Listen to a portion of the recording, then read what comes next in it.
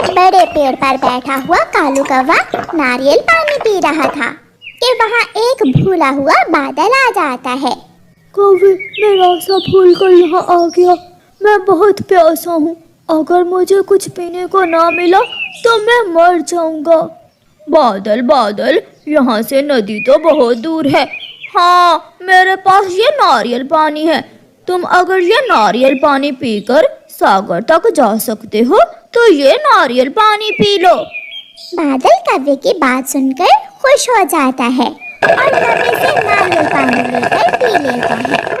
कौवे, तुम्हारा बहुत बहुत धन्यवाद। मैं सागर पर रहता हूँ। अगर मेरी कभी ज़रूरत पड़े तो मुझे ज़रूर बताना। मुझे बहुत खुशी होगी।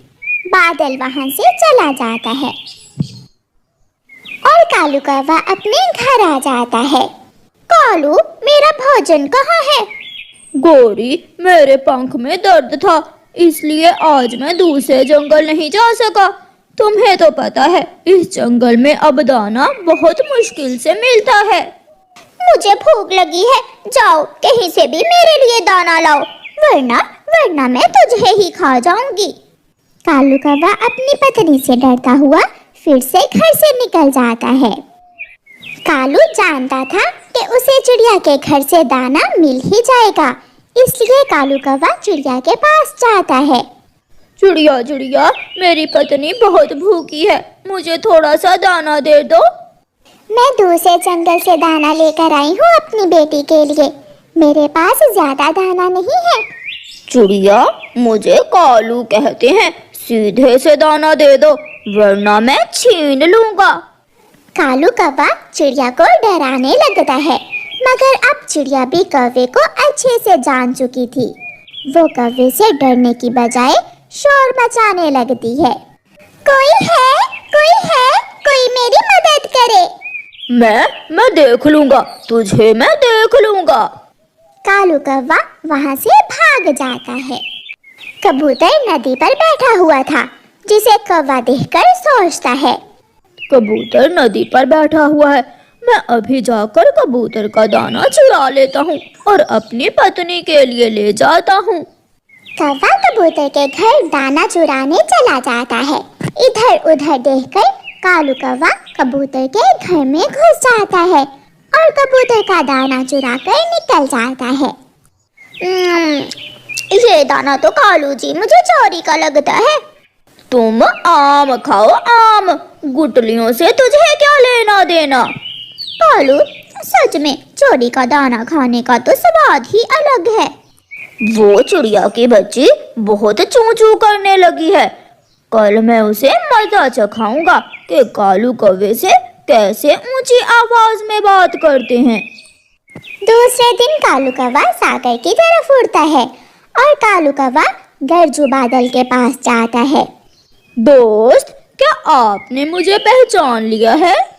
हाँ, तुम वही कौवे हो जिसने मुझे नारियल पानी दिया था। मैं एक काम से आया हूँ आपके पास। बताओ बताओ कौवे, क्या काम है? हमारे जंगल में एक चिड़िया रहती है, वो बहुत बुरी और गंदी है। वो सबको तंग करती है, वो सब पक्षियों का भोजन चुरा कर खा जाती है। बादल बादल, तुम जाकर चिड़िया का घर तोड़ दो। ऐसे बुरे पक्षियों को सजा मिलनी ही चाहिए। तुम चिंता ना करो कौवे, मैं अभी जाता हूँ और चिड़िया का घर तोड़ देता हूँ। फिर वह बादल जंगल की तरफ जाता है और चिड़िया के घर के ऊपर जाकर ऐसी जोर की बरसात करता है कि थोड़ी ही देर बाद चिड़िया का घर टूटकर नीचे गिर जाता है। चिड़िया बेचारी देखती ही रह जाती है और बादल बरसात करने के बाद वहाँ से चला जाता है। मैंने उस काले बादल का क्या बिगाड़ा था? सारा जंगल छोड़कर मेरे ही घर पर बरसात की और मेरा घर तोड़ दिया। मम्मा, आप परेशान ना हो, हम नया घर बना लेंगे। कौवा चिड़िया का घर तड़वाकर बहुत खुश था। वो खुशी खुशी अपनी पत्नी गोरी को बताता है। तोड़ दिया, मेरे दोस्त बादल ने चिड़िया का घर पूरी तरह तोड़ दिया। कालू, कालू, फिर तो वो छोटी चिड़िया बहुत रो रही होगी। मेरा घर टूट गया। हाँ हाँ हाँ, ऐसे ऐसे रो रही थी चिड़िया। फिर कुछ दिन बाद कालू कौवा तोते के घोंसले से भोजन चोरी कर रहा था कि वहाँ तोता आ जाता है। चोर, चोर कहीं का, मैं तुझे छोड़ूंगा नहीं। तोता तो डंडा उठा लेता है। कालू आगे आगे और तोता पीछे पीछे। भाग भाग कर कालू थक जाता है और आखिर तोता कालू कौवे को पकड़ ही लेता है और कालू कौवे की खूब पिटाई करता है।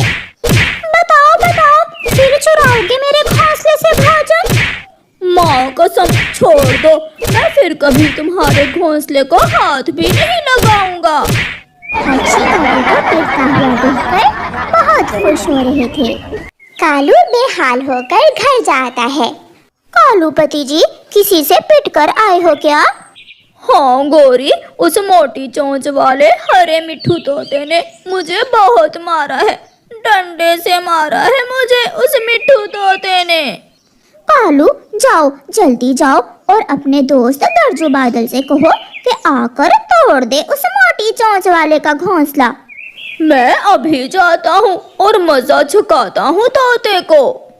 कौवा भागता है और जल्दी जल्दी से अपने दोस्त बादल के पास जाता है। बादल बादल, चिड़िया को तो मजा चखा दिया, मगर चिड़िया का एक साथी और भी है, तोता। वो तोता रह जाते हुए पक्षियों को डंडे से मारता है। देखो देखो, मुझे भी मारा है उस तोते के बच्चे ने। तुम चलो मेरे साथ, मैं अभी जाकर देखता हूँ उस हरे तोते को। बादल जाता है और जाकर तोते के घोंसले पर इतनी तेज बरसात शुरू करता है कि थोड़ी ही देर में तोते का घोंसला टूट जाता है। बादल चला जाता है और तोता बैठकर रोने लग जाता है। फिर दूसरे दिन तोता रोता हुआ चिड़िया के पास जाता है।